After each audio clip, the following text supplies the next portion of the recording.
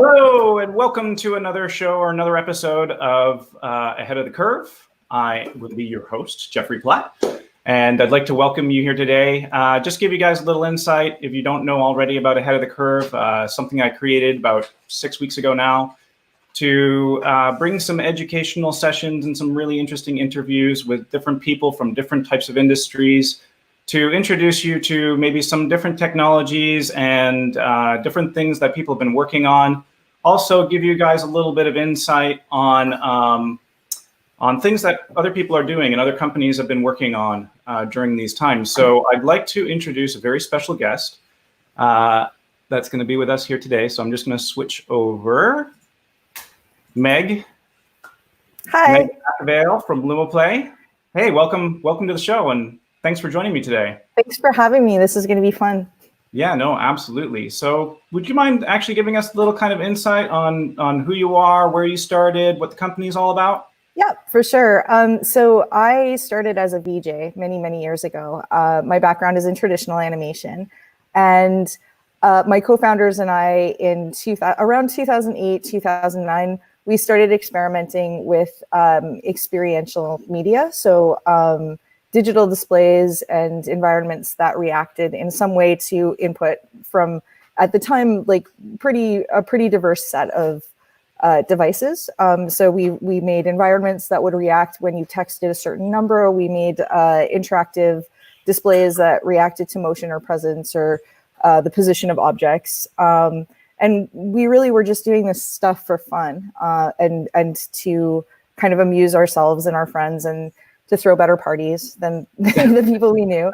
And isn't that how this always happens? Like, yeah, I think it's a lot of it is like, it's like, I mean, I also learned how to play guitar so that I could impress boys. I think that there's a lot of your interests early on are like part of how you build your social network. So in a lot of ways, this is how we found our tribe. And we had a couple friends that would show up to these parties and post videos on YouTube. And it was very early days for YouTube back then.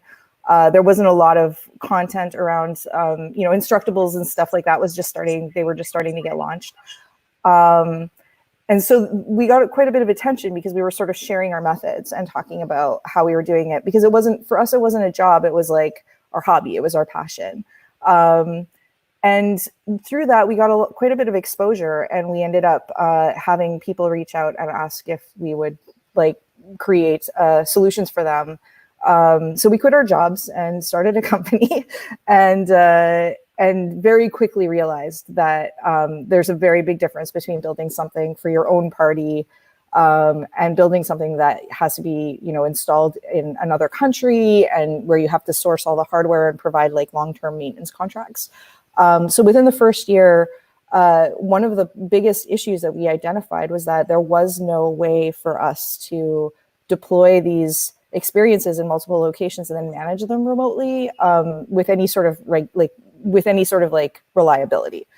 So that was the problem that we ended up setting out to solve. And in 2011, we launched LUMOplay. It was under a different name because we were really bad at naming things back then. So out of curiosity, what was the name like? It was called PoMotion when it first launched. What? Sorry? PoMotion. Our original company name was Pomo, which was my VJ name. And it was a joke. It was actually a nickname that I was given by a friend of mine who basically he was making fun of all of everything that I ever did and calling it postmodern. And I mean, in his defense, it probably was it was very hammer on the head. I was young. I had a lot of over the top ideologies. So, but the name Pomo sort of stuck around for a little bit, and then we just worked the word Pomo into all of the products we were developing, which was a terrible idea because it turns out that in some countries it's, if not insulting, at least not appropriate. Apparently in Germany, PoMotion means moving your booty. So so we rebranded, but by that point, by the time we were officially LUMOplay, we had rewritten the entire product from the ground up, and so LUMOplay and PoMotion are distinct products. They're distinct software solutions, but they're all kind of built on this principle that if you want to have an interactive experience that is going to be installed for a long time and is going to, measure whether or not the engagements are meeting the goals of the experience, push updates to it, change the content, manage your hardware. We basically built the architecture that supports that. So we now support about 40,000 active installations worldwide. And if you want, I can just like roll a quick demo reel so you can see some examples of what our software does. Yeah, I think that would be really cool to show everybody that's viewing, what you guys are doing and what you guys are up to. Sure, yeah, it's just like a quick 30-second video. I'll wait till you push it to the screen before I press play. Yeah, of course.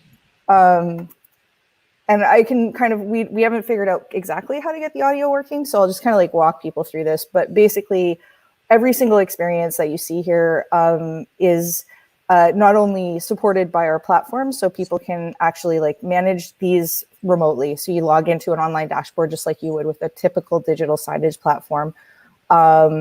You can see that the software can be supported on a wide variety of different types of display devices. We support every kind of 3D camera. We support inputs like not irregular, but like alternative inputs. So, if somebody wants to create a custom input device, we can add that into our software. And basically what we're trying to do is like make it easy for people whose primary goal is just designing a good experience to then push that experience out and not have to worry about like the day-to-day hassles of maintaining like driver updates and pushing content updates. So it's kind of like a specialized app market. So like in the same way that if you published an app to the Apple the Apple App Store, they give you the mechanisms by which you can continue improving your app and making it compatible, like forward compatible with new devices. So that's basically what LUMOplay does, but for retail. I thought that was really kind of, that was something that was really appealing when I was kind of checking you guys out. And, when our mutual friend AJ kind of said, hey, you gotta check out LUMOplay and you've got to meet Meg because she's got something really cool going on. Yeah, it took a couple of years of him saying that before we actually talked. It did take a couple of years. Yeah, now we're here, right? Yep. And the one thing that was really cool and really appealing is that you do work across kind of a multiple platform system, and you do have the ability to be able to push things remotely and be able to manage things remotely, which I think, is really the way to go and the way that the markets are trending. And it's really, especially like in today's world and the way that things are changing around us right now, I think there's a lot more importance in that and a lot more, what's the word I'm looking for? I think it needs to be prioritized. Like if you build something, the way that people were building stuff when we first started getting into this space, they were using applications like Touch Designer or building stuff from the ground up with very specific devices. And I mean, one of the most sort of like tragic outcomes of the early adoption of people to making gestural controlled environments or gestural controlled experiences in retail was that the best device for doing that at the time was the Kinect for Xbox One. Yep. Like by far, hands down, that is still in a lot of ways the best skeletal solution out there, just because it's like incredibly well documented, but it was never designed for that. It was designed to be like used in people's living rooms and positioned under their TVs. So it's not an ideal device for retail. And Microsoft sort of took an interest in the space much too late, and the camera was discontinued. So what ended up happening is all of those experiences that were developed for that specific camera using the hardware that specific camera would work with, there's no way to update them without ripping all the hardware out and replacing it. And I mean, I think like in the interest of having longevity to your projects, and this is particularly important for museums and places where these experiences are expected to have sometimes a 20 or 30 year life cycle. you need to be able to update your hardware. I actually, we had the pleasure of actually integrating Intel's new Lidar sensor. Have you played with that at all? I haven't played with it yet. I actually have one on order, so yeah. I can't wait to get it in my hands to play with it. But it is incredible. It's going to be pretty game changing. And we have a evaluation video that we did.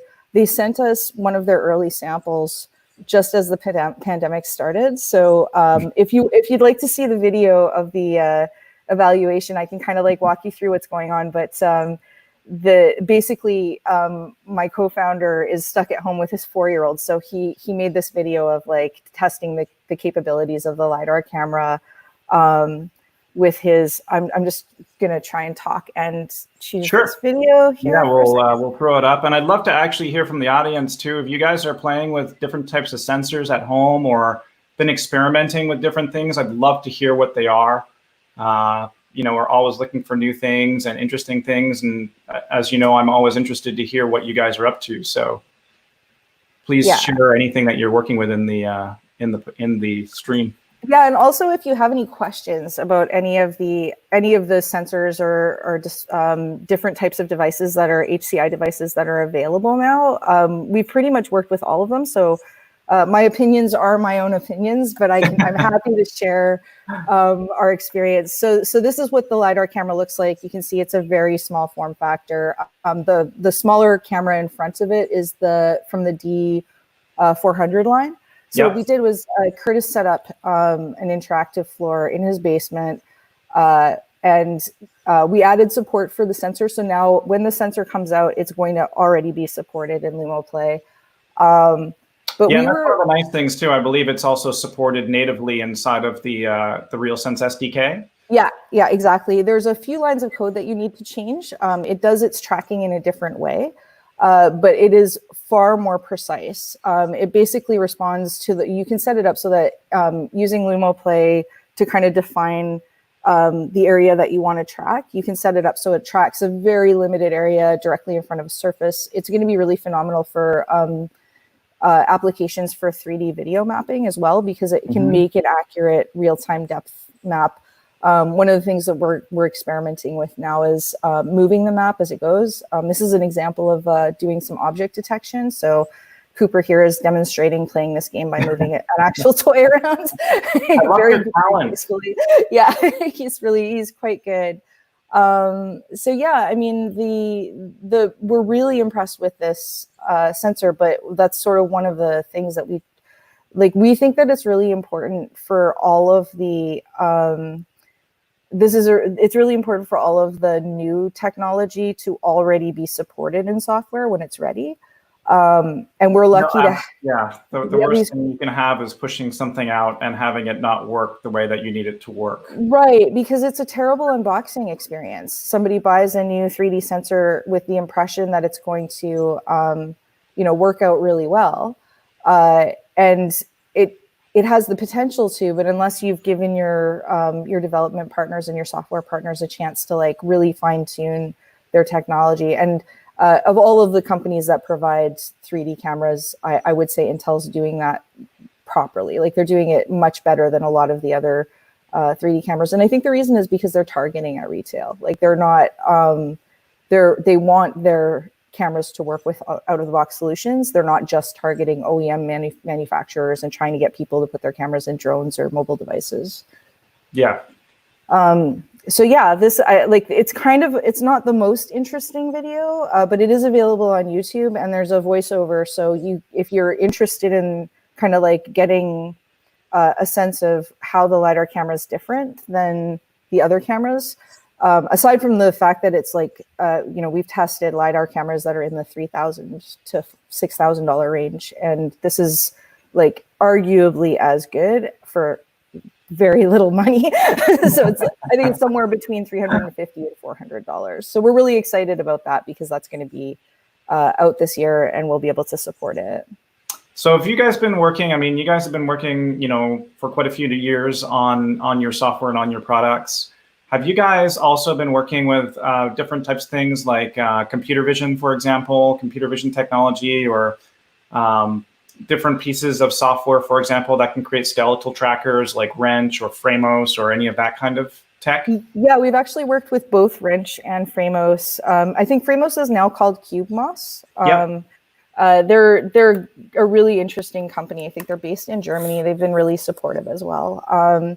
But we've done evaluations of LIPS and like all the other sort of third-party skeletal solvers out there.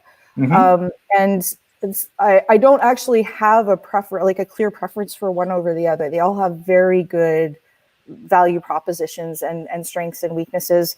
Wrench, for instance, is right around the corner from us in Montreal. So we've actually like gone and hung out with them. And it used to be like 2 floors down from the office that I used to work at. Yeah, it's a cool community. Like there's what's nice about Wrench is they've got a very like good tie-in with AI. So creating a solution using Wrench that actually does pretty like intense analysis. Like if you were going to make something for physical therapy or something that was actually analyzing motion and needed to present you with like reliable results, Wrench has a wonderful solution for that. I know a lot of people have been using OpenCV as well. Yeah, so OpenCV is fantastic for like really quick projects because it's been around forever. So it's really easy to learn. You don't need like dirty library. Yeah, I mean it's a much lower cost and a much lower barrier to entry, and it's also a really cool community, like very supportive. People in the OpenCV community are very happy to kind of walk you through different things, and some really cool products have come out of it. Like, have you seen there's like an augmented reality pool solution where you project on a pool table and it actually like teaches you how to play pool, which is really so there's some really cool solutions that are built on OpenCV. It's quite the beast, though. I mean, it's still in development. It's been open source for I don't even know how long, and that's the thing is like it's got so much jam packed in there that you kind of have to weed your way through the pieces that you want to extract and use. Optimizing it is a real challenge, and and that's true, I would say, across the board with every single one of those solutions. Oh yeah, no, absolutely. I think that's why there's companies that are specifically developing these solutions. So yeah, and we're one of them. So one of the things that we're working on now is a top-down skeletal solver because no one has one of those yet, and especially in retail environments where you're tracking things like floor traffic or people pulling things off the shelf. There was a sensor that I was working with from Hitachi, actually, called the LFOs. Oh, yeah, okay. Yeah. It's a clusterable PoE device. Yeah. That's pretty inexpensive, and that offered some pretty interesting solutions, especially from a top-down. For tracking, for sure. And heat mapping and, getting a good sense of like where people are going in your store and stuff like that. It's interesting because it feels like that the port from... There's a lot of systems that do behavior tracking on the web, and the port from those systems to tracking and analyzing and responding to people's behavior in real spaces has taken quite a bit of time. And it's kind of gone in a lot of different directions. And I feel like we're still kind of in the early stages of making it actionable for customers, like making it so that, if you do have a system in your store that's tracking traffic or direction or engagement, the data is not really being presented to the store in actionable ways yet. Some places I was going to bring up the topic or bring up the thought about analytics and analytic engines because that's a really hot thing, especially right now, and I think it's going to become even more important as we move into a future, especially if we're going more touchless and working with more touchless environments. To be able to kind of collect that data and be able to work with that data, to be able to kind of apply it and figure out different ways, more optimal ways for people to engage, which is going to be interesting, but I agree, like a lot of those analytics tools have been more created towards advertising and engaging with on more of an advertising based level, as opposed to like a full engagement interactive level. So yeah, on the other hand too, like you don't just want to like spy on people. That's not what this is about, right? So the security concerns are super valid, and I think we're just starting, and I think it's been accelerated because of COVID, but we're just starting to like tie together the three core elements, which are what data is relevant for what for analyzing what outcome or creating the information that you need to improve something. And then how do you make those improvements relevant to the people whose data that you're tracking, right? Like, and that's been kind of like a persistent theme throughout my life. I grew up, I cut my teeth on computers when I was like 9 years old. And, it's followed us around for the last 2 or 3 decades. This question of like, is it okay to take, even if it's an amalgamated, anonymized information, without disclosing what you're taking and how you're using it to the people that you're taking the data from? And in real spaces, that's a lot more of a sensitive issue. I saw a couple articles. I don't know if you probably know all about like the beta project with Toys R Us, where they're heat mapping the stores to see what toys the kids like. Yep. And I mean, toy companies have been doing that for ages. They've had play testing sessions where they like set up a giant room and set the kids loose and see what they're into. Yeah. So, I mean, it makes sense to do that in a retail environment, especially one that's like moving more towards a hybridization between a physical store and online shopping.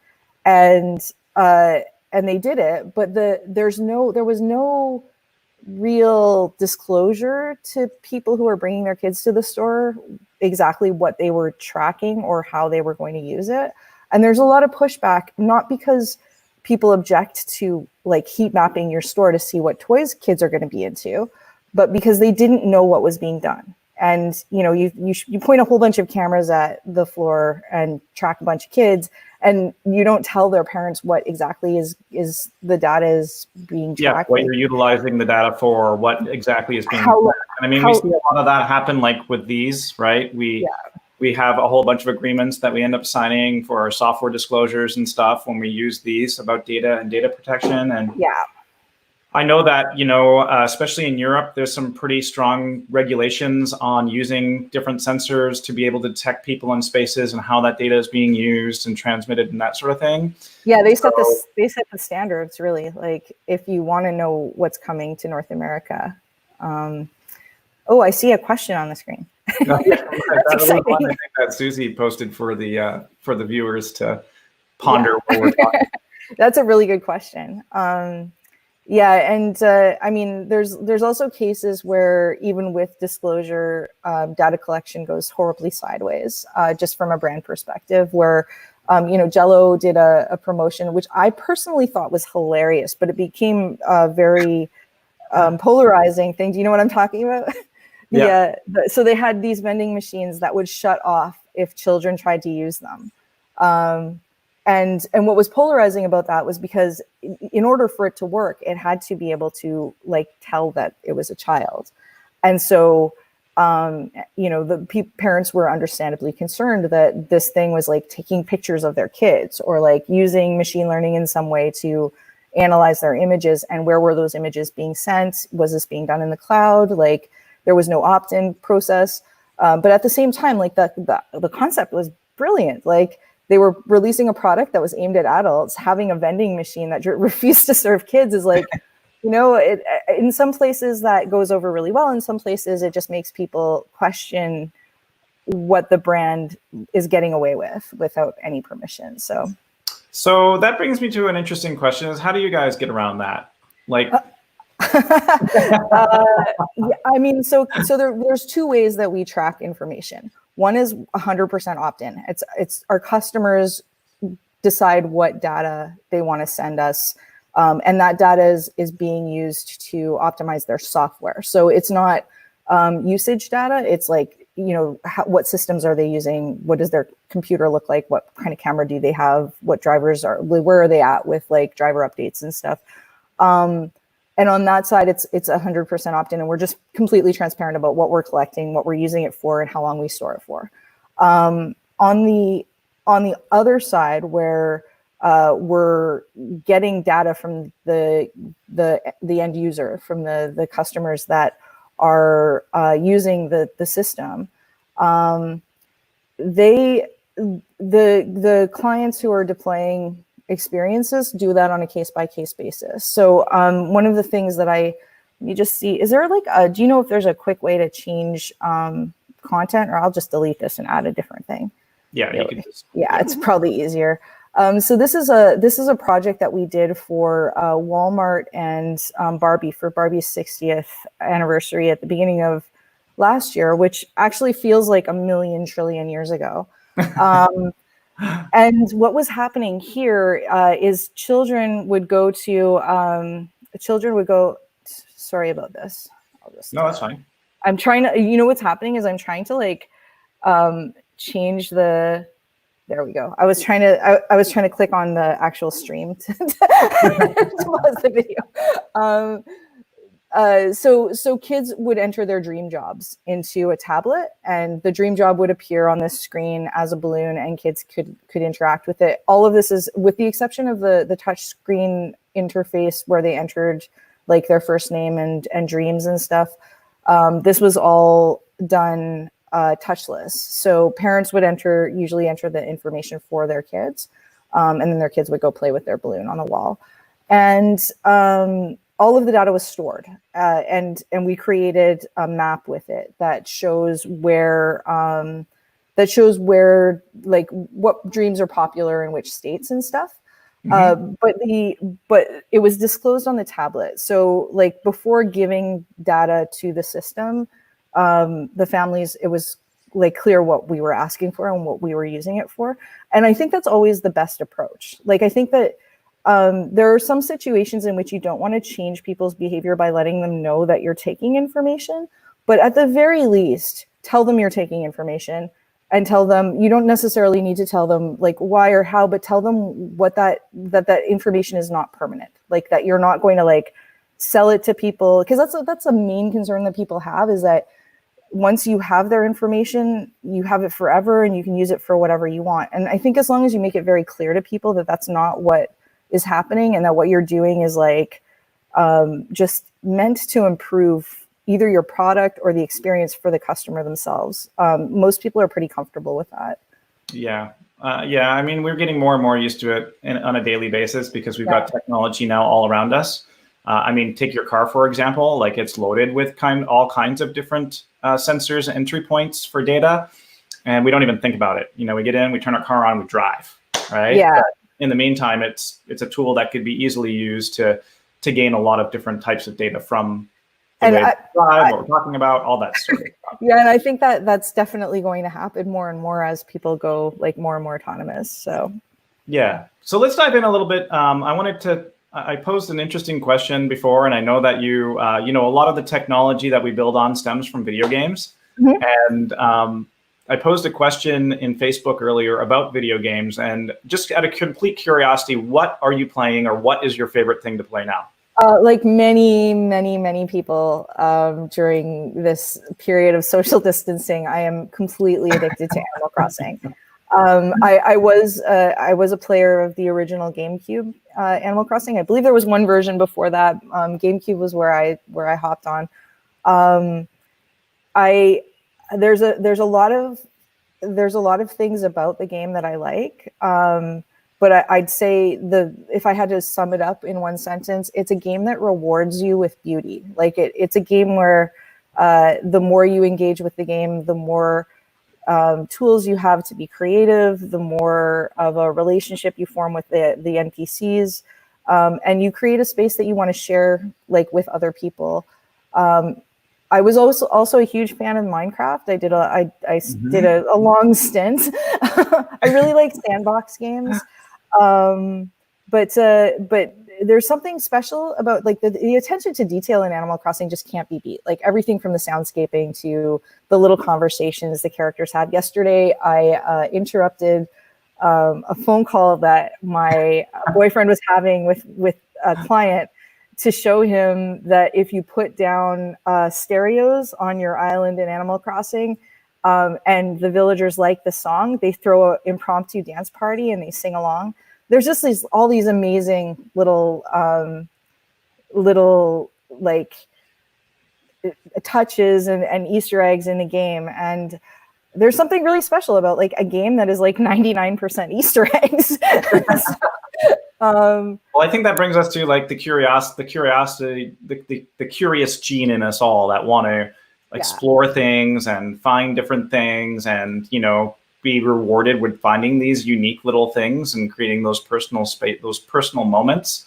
And build video games do like and build a place where you want to be, like build a place that you want to hang out in is also like something that games offer that a lot of other things just don't. So, and I wanted to bring it up because video games they've been a huge part of my life throughout my entire life. And I've always loved playing games, all kinds of different games from all different consoles. Like my wife is ready to kill me because I've got a collection of video game consoles. And do you have a favorite? What's your favorite one? I love cooperative games lately. So we've been really playing like stuff that's a little bit more retro. There's a really cheap game on Switch, but it's amazing. It's called No Heroes Here. Oh, wow. Yeah, I've seen that. And you play, it's kind of like a little bit of Overcooked, but it's set in the medieval, and you have to work cooperatively to like defeat little monsters and stuff. And yeah, it's a lot of fun, and it's kind of frustrating, but you have to work cooperatively as a team to defeat the levels, right? Right. So, but I've really been enjoying like cooperative games because we could play with them at home. I could play them with my daughter and stuff like that. But the really cool thing about the gaming industry is, they helped all of us in ways that we never even thought possible. And they helped us evolve and create these technologies. Like media server platforms, majority of them are running on modified game engines or engines that have derived from a gaming engine. A lot of the sensors that we're using, I mean, if you look at the Switch, for example, that thing is absolutely jam-packed with all kinds of different sensors that are within the components that allow us to be able to interact in all kinds of different ways, right? Yeah. I wanted to actually throw up a couple of bottom posts here from my Facebook post earlier. So this is from Jesse James, who just beat Borderlands with an amazing soundtrack. My friend John Tom, co-op game again, Division 2. Same thing with Andy. So starting to see like a little bit of a trend with cooperative stuff. Yeah, definitely. Ian, again, Animal Crossing. And my friend Steph's talking about like taking out old PS3, the old PS3. Yeah, I'm not going to say anything about that. Yeah, I mean, I think cooperative games are definitely seeing, they've always been popular, but they're getting a lot more attention now than they had before, because people are looking for ways to connect with one another. So, yeah. So yeah, and I mean, AJ, of course, with Star Trek, and Tristan with COD Warzone. Actually, I've never even heard of that one. Just a mindless activity to reset. Yeah, AJ's actually the game that he's mentioning is out for the Oculus Quest, and that was probably the best unboxing of a VR headset I've ever had. AJ had one. I fell in love with it, and I came home and immediately purchased one for my boyfriend. And it's just like, we have an HTC Vive. We've tried all of the other headsets, but the Quest is the games that are developed for it are a lot more, like a lot closer to what people have in their minds when they think about what a VR experience should be.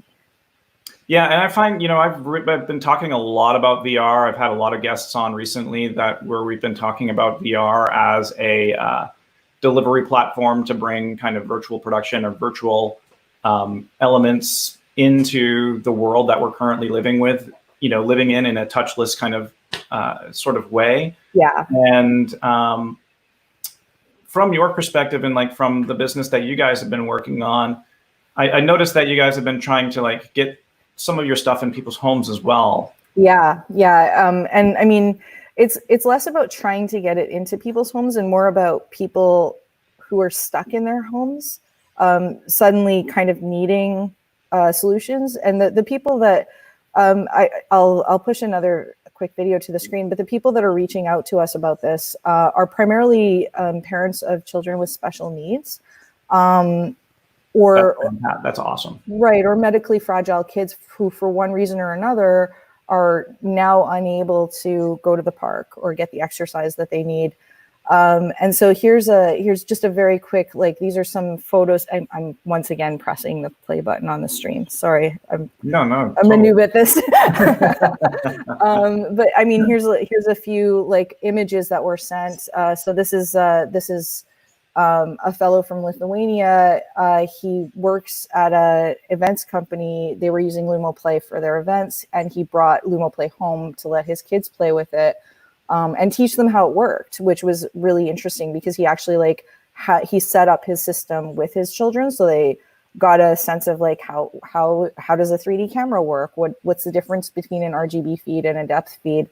And so they set this up at home themselves, and then we have long-term home users who have had systems at home for a really long time, and now they're like sending us very appreciative messages saying this is making parenting long-term from home like a lot easier because they know their kids are still kind of getting exercise and they're not sitting and staring at like a mobile device all day. No, that's great. Yeah, we've been trying to do the same thing, of course, at home with our Switch and have our daughter, play with different games that kind of get her up and moving, and it's just and engaging with other kids, and and I mean, I think this is going to become a much bigger the idea of like augmented reality, headset free augmented reality is going to become a lot bigger. Can I show you if I have it? I don't. Maybe while we're talking, I'll see if I can dig it up. We've been developing this game. We just launched it about a month ago, and it's a new type of interactive projection game where not only is your motion being tracked, but your positional data is being tracked, and the camera reacts to it. And what that allows us to do is reposition the entire floor, so the display area changes as you move around the game.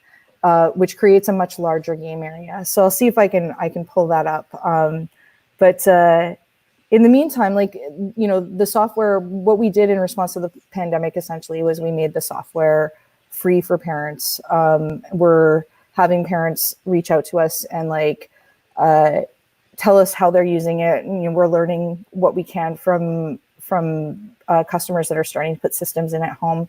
And giving them a great time to be able to do that as well. Yeah, we're really fortunate to be able to have something that can kind of help people a little bit. So, and we're also working on a game to help explain one of the things that we specialize in. Like our platform it supports any kind of experience that involves motion, gesture, touch input.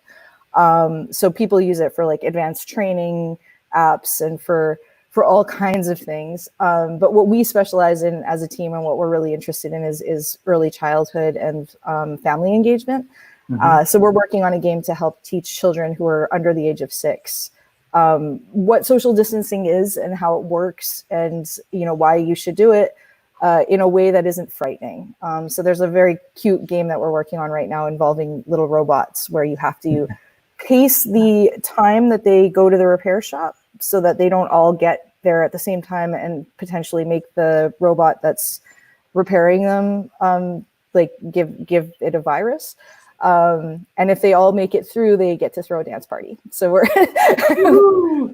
pretty excited about that game. It should be launched in the next 2 weeks. A socially distanced dance party. Yes, the socially distanced dance party. We're really excited about it, and we've had a lot of the people that have been using LUMOplay in a healthcare setting. We had consulted on the game, on the content, and how to deliver the information in a way that a smaller child would be able to understand, because it is actually the idea of concepts like herd immunity and infection, and the idea that you can catch something invisible from somebody else. If you're not careful, it can cause more harm than good if you don't explain it to children in a way where they feel like they have some power left. So I was going to say that's a hard concept for kids to be able to learn. Yeah. And for those viewing, if you guys want more information, of course, on Meg's stuff, it's www.lumoplay.com. Thanks, Jen, for posting that. Oh, yeah. Hey, Jen. I see some familiar names in the chat. It's great.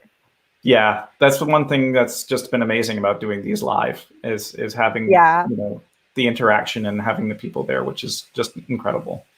So I wanted to ask you, as we're going forward, what are your views of how we're going to interact now in this kind of changed world that we're living in, and what we can kind of expect or what we can look for kind of moving into the future? Like, I think that the LiDAR technology is definitely going to help profusely. What are your thoughts, though, like on going back to the way that we were engaging with kind of more traditional touch displays or that sort of thing? Do you think that's going to change? There are some things that you just can't do. There's some types of interaction that you just can't do as effectively without a touchscreen. I believe that's always going to be true because of the haptic feedback. Like, unless you foresee a world in which everybody is sort of semi-bionic and they've got like a way to consistently feel things that aren't there. Gadget. Yeah, like, and I'd love to live to see that world personally. Like, I think that the more integrated we can become with the technology that we've developed, and the more we can use it to better society, the better a society we can build. But I mean that there's a lot of other systems that need to align before that happens safely. And I have mixed feelings about where capitalism has taken us, but I do think that, like, if the way that we assign value to a technology is how much money it can make, we're never going to get there. No. So I think for the immediate future and in response to the current situation, while touchscreens are probably still going to be like the prevalent means of inputting data for things like POS systems, we're going to have to change how we deliver that type of a device. And I mean, things like wireless card readers and stuff like that are going to become more and more common. It really just depends on the activity. I think in our space, I think NFC is going to have a big play. Like, we've got we've been using NFC for transactions with our phone through banking and that sort of thing, and being able to just tap to buy, or credit cards that are just tapping different things to interact. I think any kind of authentication can be done that way. Like, there's no reason now to require people to carry paper or physically sign a document. Or but having said that, I think one of the things that I'm starting to notice is I think everybody's sort of feeling this. We really, as a species, we evolved to form close connections. Like, it was a survival mechanism. It served us well for a really long time, and it's not continue to serve us well. Yeah, it's in our genes, right? So I think what's going to happen is we're going to find ways to use interactive technology and HCI input to make sure that we can continue doing that at scale safely. And I think that's a promising sign that civilization is, it's not going to end. We're not going to stop being together. You see it even with like situations like this, where we're conferencing remotely and we're both in completely different cities, and the people watching are in other cities. I think we're learning as a species to find comfort and to feel together. Even when we can't physically be together, and we're starting, that puts into perspective the fact that, like,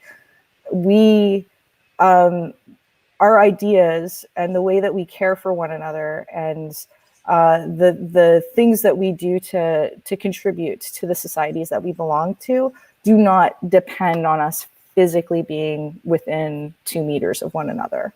And the same reward system, the same feeling that you get from performing some altruistic act that helps your community, happens whether you're like shaking hands with somebody or not. And so I think as a society, we're starting to realize that, and it's accelerating the adoption of things like gesture control. There's a lot of resistance to gesture controlled systems up until now. So I'd say it's adapting to change, like you can't suddenly throw something at somebody and say, this is the way things are going to be. Right. But right. you can ease them into it. It's just like us going through the evolution of our smartphones that still haven't completely evolved into what they're going to be yet. Yeah. Or as I mentioned earlier, like driving your car and all the technology in your car, it didn't come all at once. It came gradually.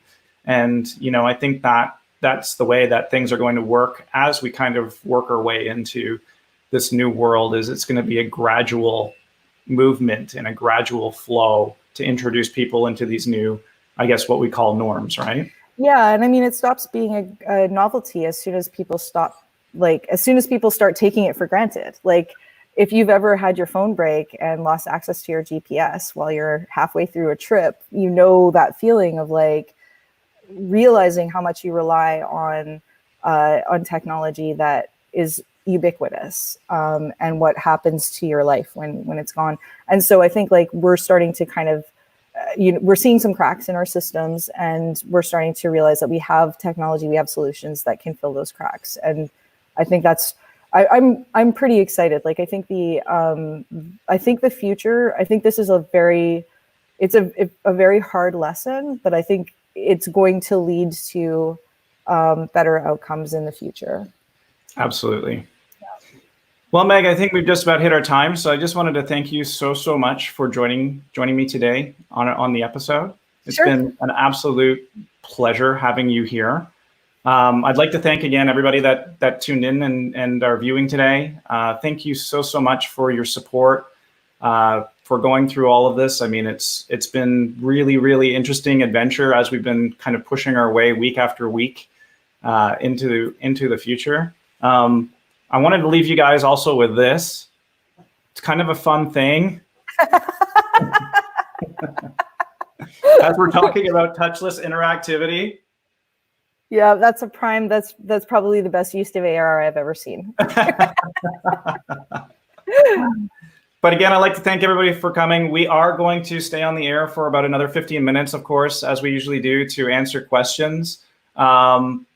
I would like you to take a look actually for next week, which is going to be really kind of interesting. As you know, I've been heavily involved in the digital art community, especially with a festival called Digital Graffiti. Whoa, that just went blank. And I'm going to have my good friend Brett Ferris on next week, who is the art curator for that festival. They're doing something really cool. It's going to be called DG from Home, Digital Graffiti from Home. The festival was physically supposed to happen next weekend, but they ended up putting it off until October. But they are doing this really neat thing next week where every single day throughout the course of the week, they're going to be doing something associated to the Digital Art Festival that you can basically look at and do from home. So please join me next week. And as I say every week, stay ahead of the curve. So Meg, I'm going to open it up for questions from the viewers. And if anybody is wondering what is going on with the eggplants, there's a free app. It's called Snap Camera, and it is done by the same people who brought you Snapchat. It's completely free. It's fun. You can do a whole bunch of different filters and different types of lenses, basically, that you can apply. Like last night, I had a taco crown on, but it's a really interesting use of like augmented reality that you can utilize for just about anything because it plugs directly into your webcam. It's really impressive. Yeah, I know. Like they've done a really a wondrous job with it. Like it's definitely very impressive. So I'm going to turn off my taco crown. I still think you should build one in real life. I think I was freaking Tracy out because she asked me if I could stop the eggplants. Yeah, too many eggplants. Sorry, Tracy. So we didn't touch on it like a whole lot, but you've got your LUMOplay part, but we were talking last night about the platform also being adapted to be used for like interactive art and bringing different like we're talking about my past guest Ginger being on the show, and what she's been doing interactively, and then maybe looking at different platforms that could bring interactive art or their art to people's homes. Yeah, for sure. I mean, I just saw somebody comment that Notch can do it too. Like the big difference between Notch and LUMOplay is you can do it with LUMOplay without being a developer. So you can make content for our platform. We have code-free content tools. So you can make stuff for our platform without being a developer. It's not quite as advanced as what you would do with Notch, but it also has much, much, much lower hardware requirements. So it sort of, again, like we just, our sort of fundamental belief is that artists have amazing ideas, and it shouldn't be expensive or difficult for them to get those ideas out there. So I think like the best sort of example that I can kind of like give about how our company evolved. So we started as artists, and we started by making our own content. And then we met people that were way better artists than us. And some of them are actually in this chat right now. And so we decided that what we wanted to do was build architecture so that those artists could get their work out there at a lower cost to more people without having to invest in the really boring stuff, in the things that you have to do if you want a long-term installation to not break down and to continue being supported. And so that's kind of like, I don't consider... It's more of a delivery platform than a creative platform. Like Notch, you're creating your content inside of Notch, and it's an authoring tool. Yeah. And I think Isabel might have been talking about like the AR aspects from the SnapCam actually before, which and Isabel, you can mention, of course, in the chat, maybe elaborate on that if you're still with us. But, I'm a huge proponent, of course, of Notch and using different creative tools to be able to deliver. Too. Yeah. But being able to have these platforms that can deliver it, that already ties into the sensors, I think is super appealing as well, because you need to have a simplified delivery system. Yeah, you don't have to put together a special system. If you're putting it in 60 places, you don't have to like go ship a special piece of hardware to people, or like control how it's being installed so rigidly, or and that's the other thing is like, if you make a really cool experience, if you can get it in front of, say you've built this amazing educational game for museums to help teach about algal blooms, or that's the first example that came to mind because that's actually happened. But, we've worked with artists who have created these extremely cool experiences, and they want to be able to make them available to as many places and museums and schools as possible. And in order to do that, you either have to invest a lot in training people to install your experience, or you have to build a turnkey system, like something that's plug and play that can't go wrong, and then you ship it out. Either one of those is expensive. So like what we've tried to do is eliminate the need for the training by creating something that has a really easy onboarding process that anyone can use. Like grandparents have installed our systems for their grandchildren, and provide the tools that people need to like get those experiences to work pretty much out of the box on much less compute intensive hardware, so that the people that they're sending it to, whether they want to make it available to schools in like multiple countries, or they want to make it available to a bunch of museums across the US, all of those places can just source their hardware locally. So they don't have to like make anything special to make it work. I saw Isabel has a really interesting comment about accelerometers. Yeah, can you be more specific about what your use case is for? Because accelerometers are like a super fun tool, and they can be used in a lot of different ways. And I think like from the perspective of a large scale interactive display that is responding to multiple people, I'm curious about what you would use accelerometers for. There's a lot of really neat, I don't know if do you remember, did you ever play Joust? Oh yeah. Yeah. So that's like that was the first thing I thought was like, yes, accelerometers are amazing.